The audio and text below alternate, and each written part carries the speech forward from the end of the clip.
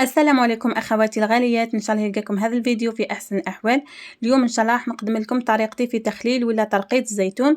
راح تجيكم طريقه سهله جدا وطريقه جديده تاع الكيردان، يعني بثقب برك فقط راح يحلى الزيتون تاعك ويجي ما شاء الله، يعني بلا ما تشرحيه بلا ما تشلطيه بلا ما تكسريه. يعني الطرق هذو كامل راح تنحيهم وتجيك الحبه كما راكم تشوفوا كحبه كامله، وتجيكم كيما تاع اللي تتباع مسحوه تكوني خدمتيه في الدار وعلى يدك ويجي حلو ما شاء الله.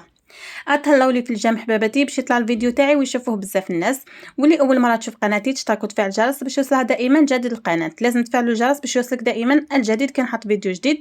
هنايا البنات بسم الله والصلاه والسلام على رسول الله عليه افضل الصلاه وازكى التسليم. هنا كما راكم تشوفوا راني نقي في الزيتون تاعي، كان جاب لي يعني هنا شويه موف وشويه خضر مخلطين، وانا نحي الموف وحده والاخضر وحده.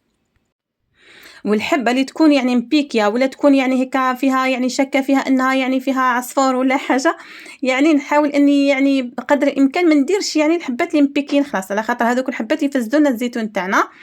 كما راكم تشوفوا راح نكمل نقيه كامل وتشوفوا معايا يعني الباقي التفاصيل من بعد.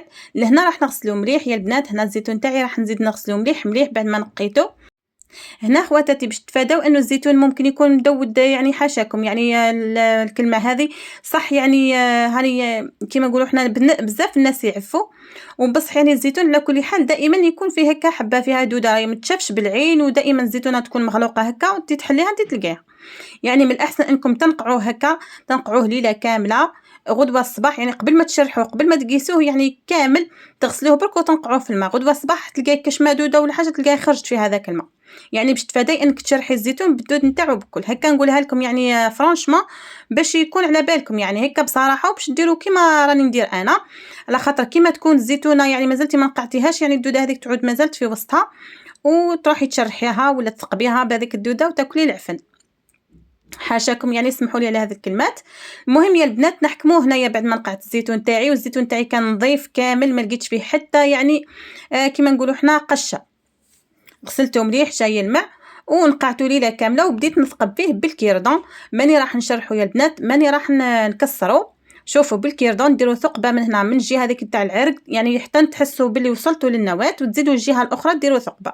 بالثقوب هذه راح يتغلغل الماء مباشره يعني داخل الزيتونه، والزيتون تاعنا راح نحليوه كما نقولوا حنا قبل ما نملحوه، نحيولوا هذيك المروره كامله كم يوم ومن بعد باش نملحوه، يعني راح يجينا حلو ما شاء الله وما يجيناش مر. راح نديروهم كامل بهذه الطريقه. راح ندير قلت لكم الاخضر وحده والموف وحده.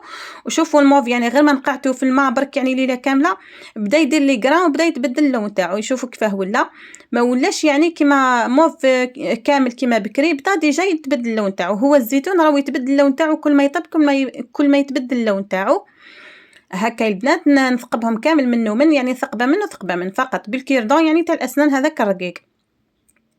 هكا البنات بعد ما نكملهم كامل نحكم يعني ندير لهم الماء نعمرهم كامل بالماء. يعني هنا شوفوا راح نشرح لكم يعني بالتفصيل يا البنات، ونشرح لكم الطريقه اللي راني معتمدتها انا، ويعني مستحيل يفسد لك الزيتون بهذه الطريقه، ومستحيل يجيك مر بهذه الطريقه، مستحيل من سبع المستحيلات.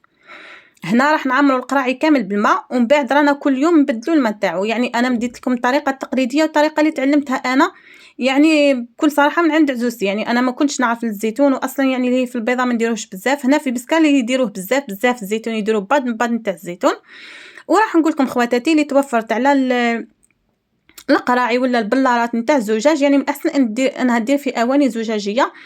انا على بالي يعني بزاف راح يقولوا لي درتي في البلاستيك والاخر مضر وماهوش صحي وكذا، على بالي يا البنات نمسح هذا واش توفرت انا وحبيت ندير لكم الطريقه على بها. يعني قلت ما نراطيش الطريقه خلي مدها البنات، يعني كاين بزاف اللي قاعدين اصلا يطلبوا في طريقه تخليل الزيتون، وقلت ندير لكم طريقه. هنا راح نديرهم هنا في القراع يعني باش نبدل لهم الماء كل صباح وباش ما يضربهمش الهواء. لازم يعني وحده كما نقولوا حنا القرعه تكون تتغلق مليح.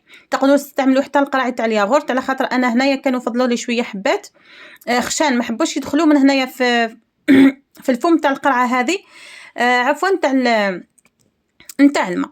على بها يعني القراعي تاع الياغورت يكونوا عمليين اكثر، على خاطر يعني الفتحه تاعهم تكون يعني واسعه اكثر.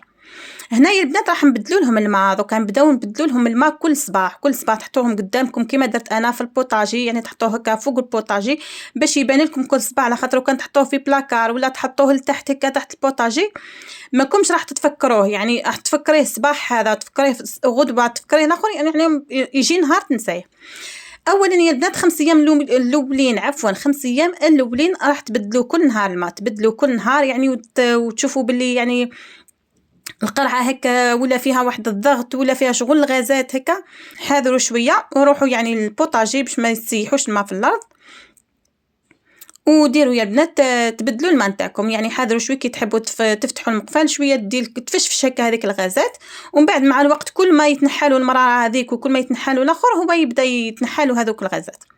بدلت له الماء هكا كل صباح تبدلوا، يعني النهارات الاولين 5 ايام الاولين كل صباح، و5 ايام الثانيين تحكموا هكا يعني من النهار الخامس حتى 10 ايام 11 12 تبدلوا له نهار بعد نهار، نهار بعد نهار الماء، ومن بعد توليو كل 3 ايام باش تبدلوا، يعني مثلا ما بدلتش اليوم وغدوه وبعد غدوه باش نبدلوا.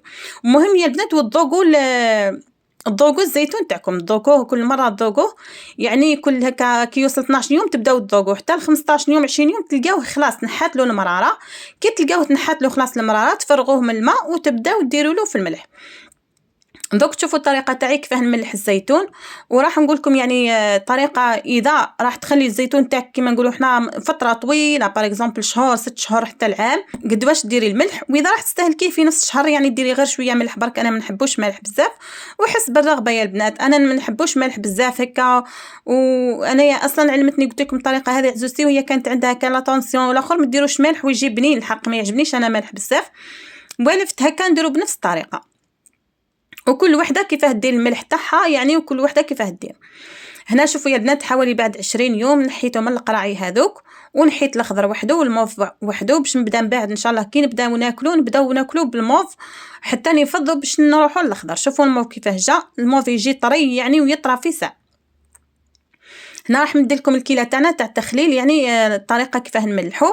ندير كل لتر ندير لها 2 مغارف كبار تاع الملح، وندير لها شويه خل، يعني حوالي كنص كاس ولا اقل شويه من نص كاس هكا، يعني كيما درت انا لتر ونصف نتاع الماء درت نص كاس يعني وزايد شويه تاع الخل، ودرت 3 مغارف كبار تاع الملح. هذا كي عاد راح نستهلكوه في ساعه يا البنات كيما تحبوه، راح يطول يعني باغ اكزومبل راح ديروه يطول بزاف من هنا رمضان ولا من هنا للصيف ولا يعني المهم ديروا بزاف ملح، باغ اكزومبل الليتر تاع الماء ديروا لها 4 مغارف كبار، تزودوا شويه ملح على خاطر الملح هو اللي ما يخليهش يفسد، وتحطوه في مكان مظلم بعد ما تملحوه كلش تحطوه في مكان مظلم ويكون يعني بعيد على الضوء بعيد على الشمس هك بلاكار ولا هكا. مهم يا بنات تحطوه في مكان مظلم باش تتفاداو انه يفسد لكم وراح يقعد لكم كيما راه. شوفوا هنا ما كفاتنيش عفوا الكيله تاع الماء، حكمت زدت يعني 4 لتر ودرت له نص مغرف تاع الملح ودرت له شويه برك تاع الخل. مهم كل ما يفضلكم الماء ديروا نفس الطريقه، يعني لتر تاع الماء 2 مغارف كبار تاع الملح نص كاس نتاع الخل هكا، والباقي كيما تحبوا ديروا ورقارند ولا تحبوا ديروا يعني تزودوا القارص ولا تزودوا يعني اشياء اخرى كيما تحبوا يا البنات. انا نشتي هكا ماء وملح وخل فقط، ونزيد يعني هذاك الثاني يعني الاخضر راح ندير له شويه حار باش يجيني حار، وهذا راح نخليه ماهوش حار. كي ديروا له الحار يا البنات هنا الفلفل حكمت يعني درت له هكا شلطه بالموس برك باش يتغلغل فيه هذاك الملح، وتحكموا ديروه هكا. شوفوا من بعد الفلفل هذا راهو حار يقدح، وبصح شوفوا من بعد يولي ماهوش حار، هو خلاص الفلفل يعود حلو والزيتون هو اللي يعود حار.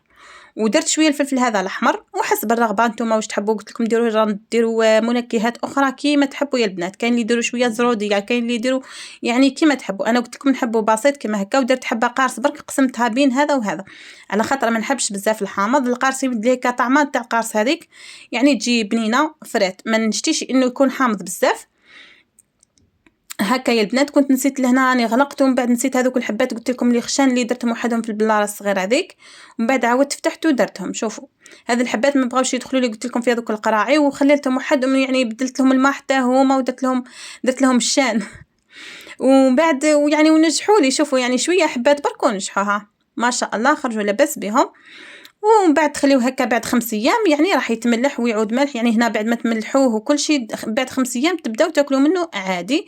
وشوفوا كيفاه يجي البنات، الشكل النهائي تاعو يجي ما شاء الله، تجي الحبه كامله وتجي ماهيش مشلطه وماشي ملبزه. وشوفوا من الداخل كيفاش يجي، ها الله يبارك. يعني حتى الزيتون هذا يعني ما شاء الله ما شاء الله، الله يبارك. نتمنى احباباتي يكون عجبكم هذا الفيديو، تكون عجبتكم طريقتي في تخليل الزيتون. ما تنسوش دعموني بتعليقاتكم الجميله وباعجاباتكم. والسلام عليكم ورحمه الله وبركاته.